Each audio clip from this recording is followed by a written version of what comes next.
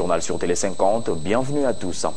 Les Nations Unies félicitent Joseph Kabila et son gouvernement pour le progrès accompli dans plusieurs domaines depuis 15 ans. L'ONU s'engage par ailleurs à déclassifier la RDC de la catégorie L3, a-t-on appris dans sa correspondance adressée des catastrophes humanitaires lui attribuées abusivement.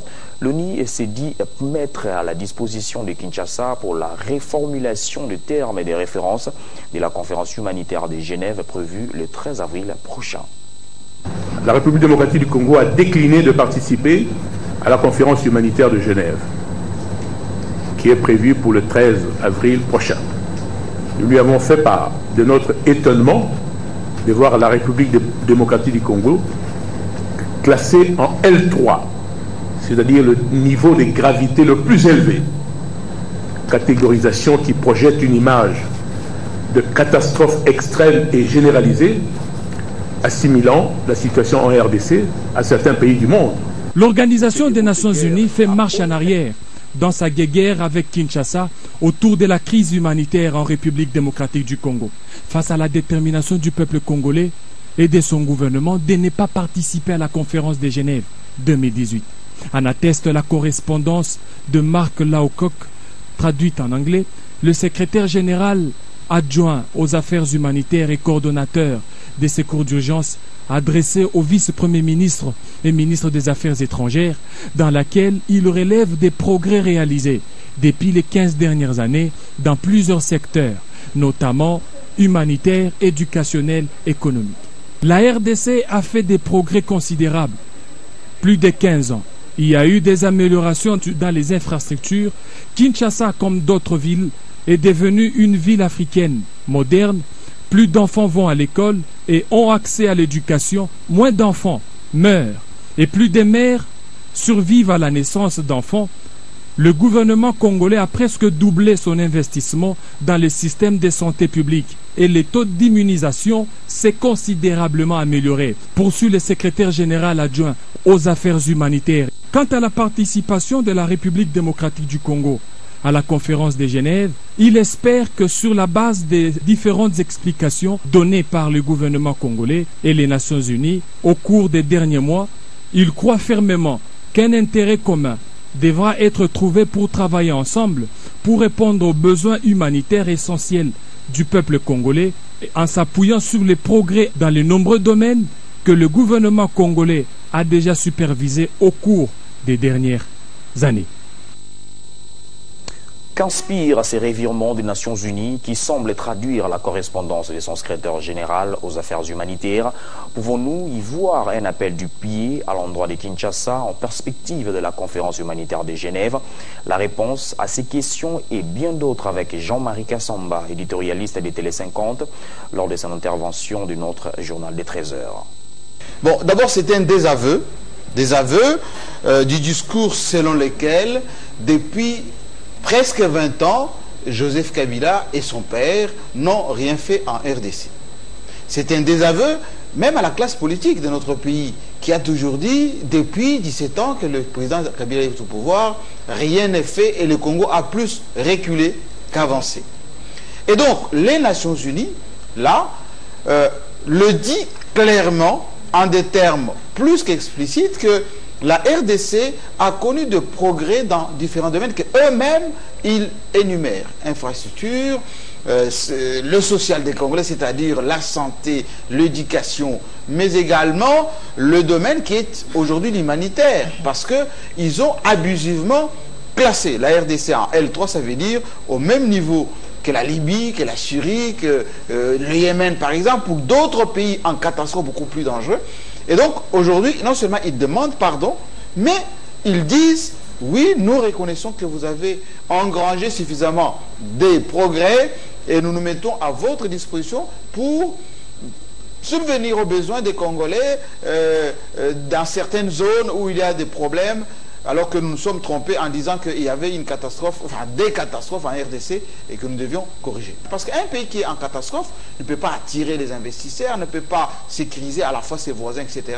Eh bien, c'est une boîte à Pandore qui risque d'être beaucoup plus difficile. Et donc, une victoire diplomatique parce que la RDC a tenu bon.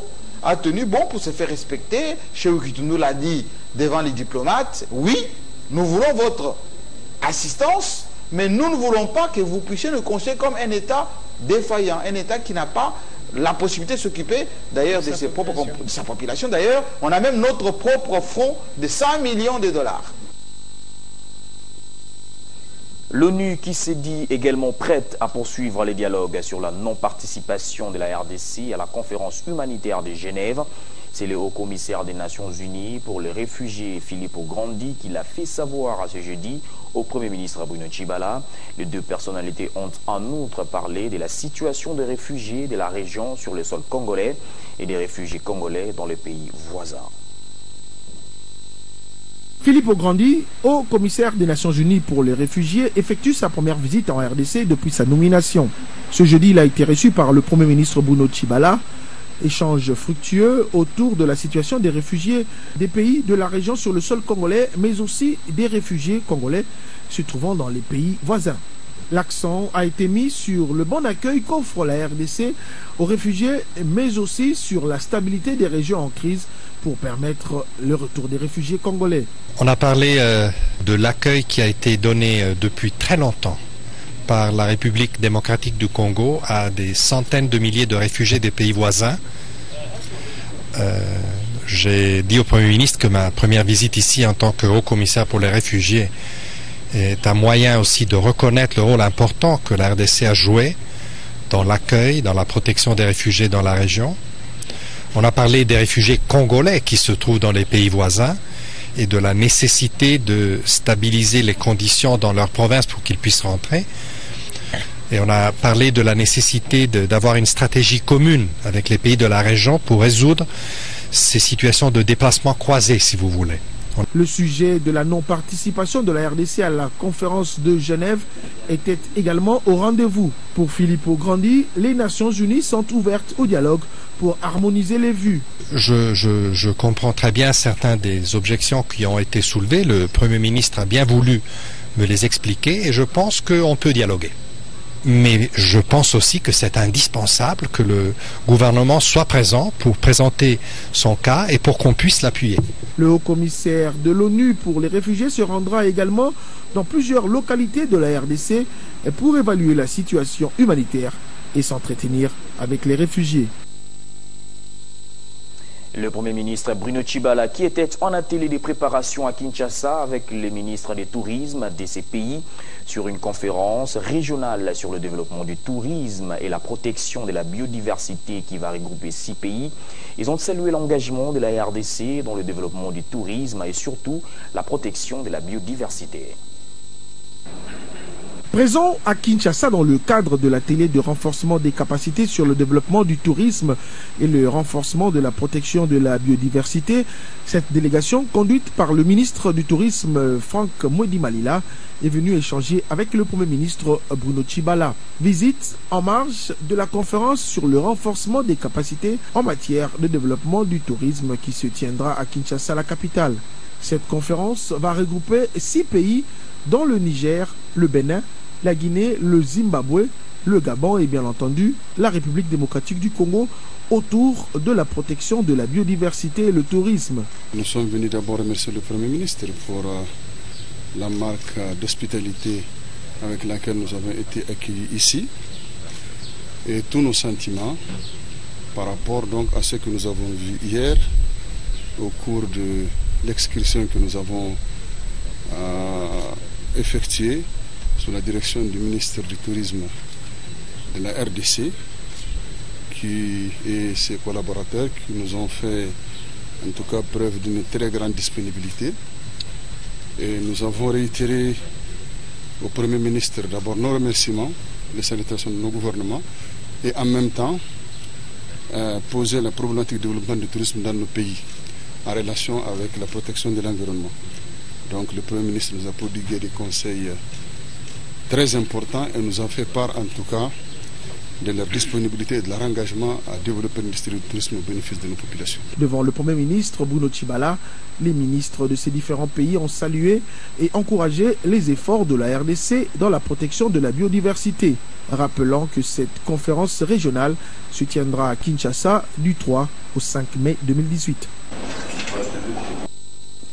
Et mercredi, le secrétaire général adjoint de l'Organisation mondiale du tourisme et sa délégation ont visité les parcs de la vallée de l'Ansélé, conduite par le ministre congolais du tourisme, accompagné du directeur général de l'Institut congolais pour la conservation de la nature. La délégation a loué les efforts de la République sur ce qui est de la gestion des espèces de faune et flore sauvages menacées d'extinction. Redorer l'image de la République démocratique du Congo à l'extérieur, un leitmotiv des autorités congolaises en charge du tourisme. Voilà qui amène cette forte délégation à Kinshasa.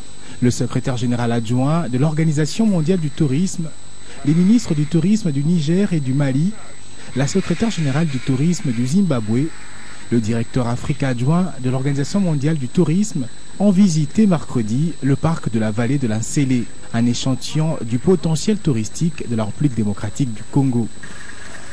À l'occasion, 114 perroquets gris faisant objet de trafic illicite ont été relâchés dans la nature.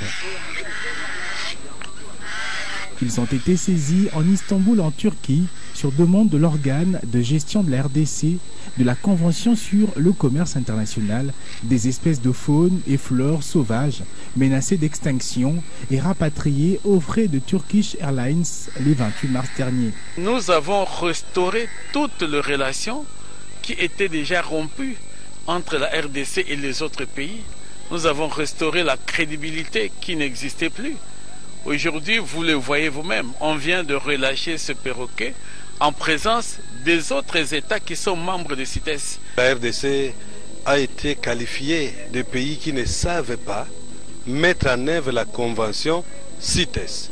Et par là, nous sommes en train de montrer que la RDC est en train de mettre en œuvre cette convention dans le contexte de la réforme.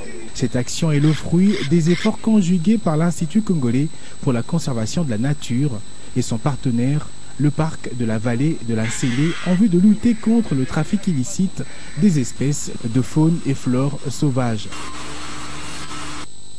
Revenons sur Philippe Grandi, qui a également rencontré le vice-premier ministre en charge de l'Intérieur et Sécurité Henri Mova.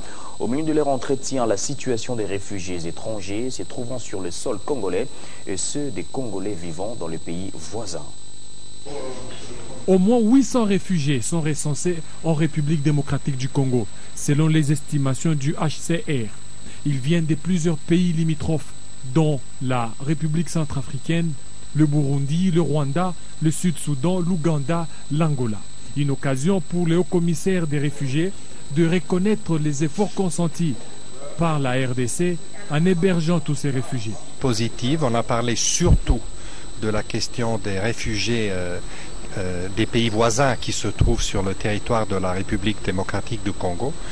J'en ai profité pour dire dans cette première visite en tant que haut-commissaire pour les réfugiés, j'ai parlé de la reconnaissance de la communauté internationale et du HCR en particulier pour tout ce que le Congo a fait au fil des décennies pour héberger des réfugiés de tous les pays voisins, surtout ceux qui ont des troubles et donc qui produisent des réfugiés qui viennent ici. Certains de ces réfugiés vivent dans des familles d'accueil, d'autres à leurs propres frais. La communauté centrafricaine est la plus représentée. Le HCR et les autorités congolaises entameront dans les tout prochains jours des visites dans l'est du pays, notamment en Ituri et au Nord Kivu, en vue de s'enquérir de la situation sur terrain. Les secteurs de l'énergie toujours sous-exploités en RDC, pourtant moteur du développement, ce qui permet le décollage économique et industriel. La Fédération des entreprises du Congo a pris la mesure de la problématique. Elle a convié ce jeudi des potentiels investisseurs ainsi que le partenaire au développement pour leur présenter les opportunités qu'offre le pays dans ce secteur. C'était au cours d'une conférence qui en est à sa 3e édition, véritable opération séduction qui durera 3 jours. Claude Biringadine. Devant des si grandes potentialités dans le domaine de l'énergie, présentées sous toutes leurs facettes, Nombreux de ces investisseurs et partenaires au développement présents dans la salle devront tomber sous le charme de la RDC. Mais avant tout, il s'agit d'une question de conscience nationale pour tirer le plus grand profit de ce trésor de la nature. Ce n'est pas seulement les grandes solutions que nous devons chercher avec Inga, etc. Mais c'est aussi la question qui touche les petits consommateurs. Il y a des petites unités qui peuvent être faites. Et face à un environnement devenu capricieux, suite aux effets des combustibles traditionnels, il faudra aussi penser à la diversification. La diversification doit être des bases, puisque comme on ne veut pas, on parle de la protection de l'environnement, on doit éviter tout ce qui est thermique, puisque ça pollue l'environnement. Donc il faut aller dans les éoliennes, les solaires, la biomasse et l'hydroélectrique, qui sont des énergies renouvelables. Voilà qui devra attirer les investisseurs invités de tous ses voeux par la Fédération des entreprises du Congo, impatients de développer des partenariats publics et privés dans cet engagement qui connaît tout de même beaucoup de progrès et répondre aux besoins pressants. Ça fait 30 ans que nous n'avons rien construit comme infrastructure en électricité et que pour l'instant les besoins en électricité se vivent au jour le jour. Regardez dans vos comportements quotidiens, tant sociaux, économiques qu'industriels, vous allez voir qu'on n'a pas suffisamment d'énergie. Et sans énergie, nous demeurons toujours sous-développés. Des potentialités hydrocarbures, hydroélectriques, gaz naturel, charbonnière, solaire et géothermique, de quoi se bousculer au portillon dans les mois à venir pour y avoir accès. Espérons-le. Affaire Ngoï Kassanji contre le journaliste Eliezer Tambwe, la presse quinoise saisit officiellement le président de l'Union nationale de la presse du Congo VD Kinshasa, regroupé au sein du collectif des journalistes et chroniqueurs politiques. Ces derniers sollicitent l'implication personnelle de Jean-Marie Kassamba pour obtenir les transferts du dossier vers les instances de la corporation, dont l'UNPC. Nous voulons que le cas Eliezer Tambwe soit pris en charge par la corporation de manière responsable. Nous avons été contents d'apprendre auprès du président provincial qu'il y a déjà des démarches qui sont entreprises. Connu pour ses interventions fructueuses dans des cas similaires, le président de l'UNPC Kinshasa, Jean-Marie Kassamba, a été une fois de plus sollicité pour une solution dans le dossier qui oppose le gouverneur du Kasaï oriental, Alphonse Ngoï Kassanji, et le journaliste présentateur de l'émission Toko Miwapi, Eliezer Tambwe, incarcéré à la prison centrale de Makala depuis ce jeudi matin.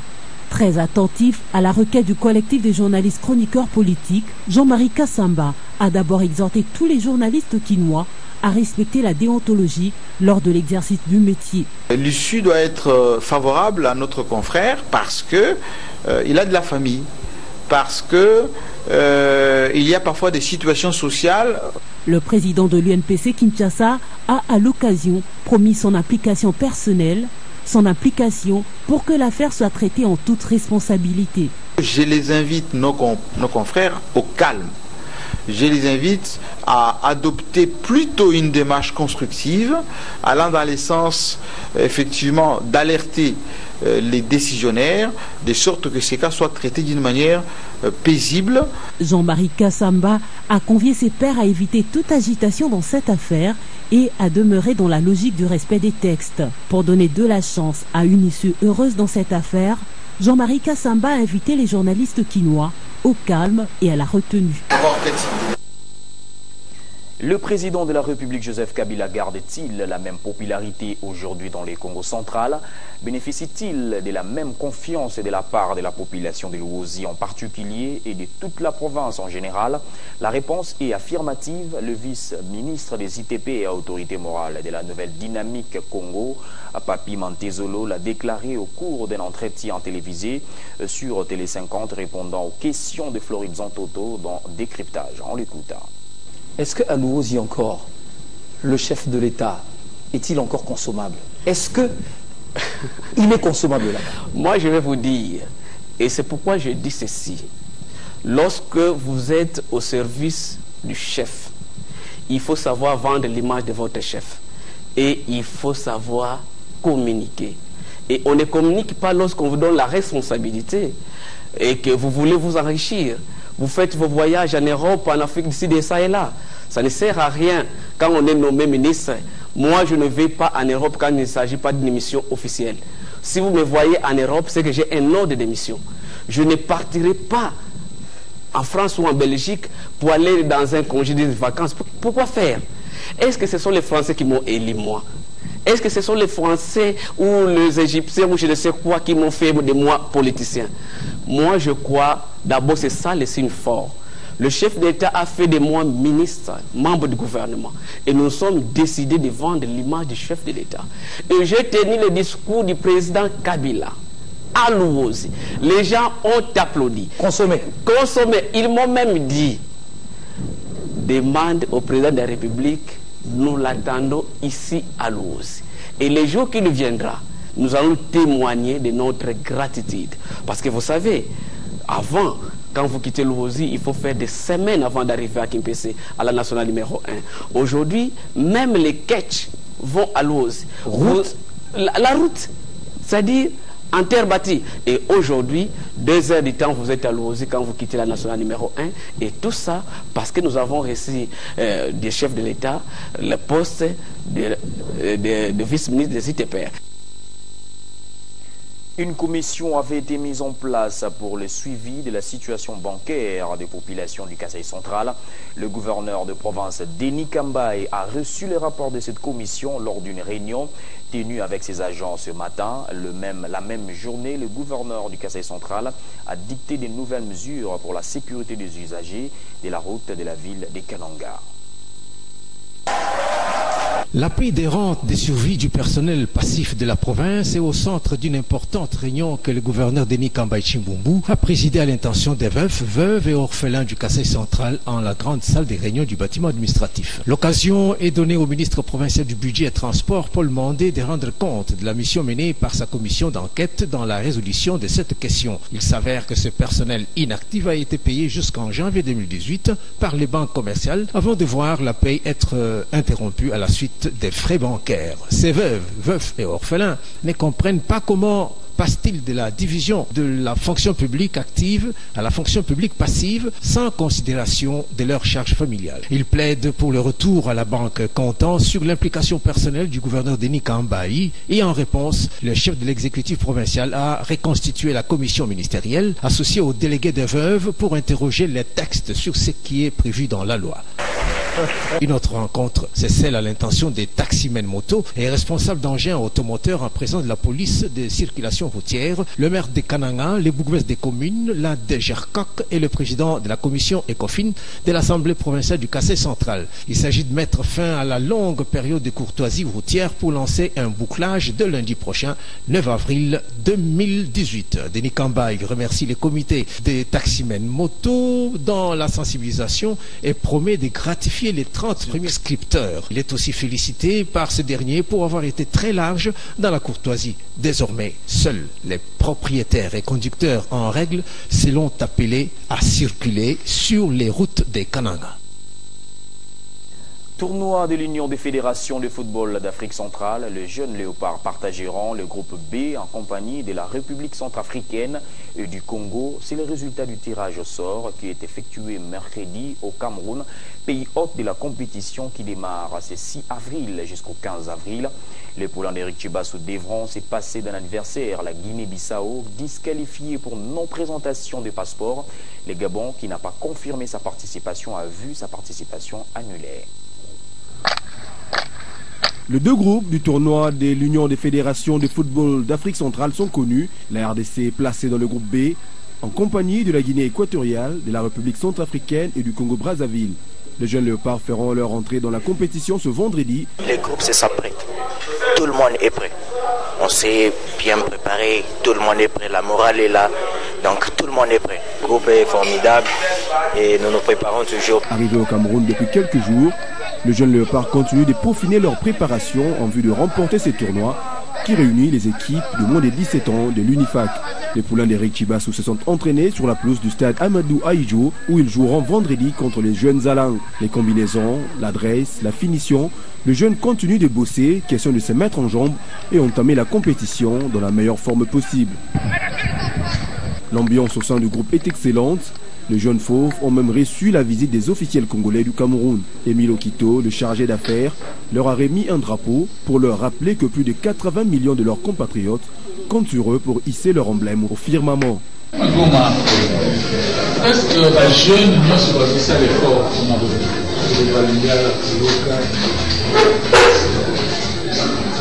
Bon, je souhaite la bienvenue. Toutes les dispositions ont été prises pour que la délégation congolaise soit mise dans les conditions optimales en vue de permettre aux jeunes joueurs de donner le meilleur d'eux-mêmes et d'être en mesure de ramener les titres au pays. L'espace médiatique RD congolais a un nouveau-né. Il s'agit de la célèbre radio thématique Trace FM. Le lancement a été fait ce jeudi à Kinshasa en présence des hommes des médias et d'autres invités. Trace FM est une tribune pour promouvoir les talents et génies artistiques en RDC. Cette radio, qui est en partenariat avec la société de téléphonie mobile Africell, qui s'occupe de la partie technique du projet, sera opérationnelle dans les villes de Kinshasa, Matadi et Lubumbashi à partir du 12 avril prochain. Présent.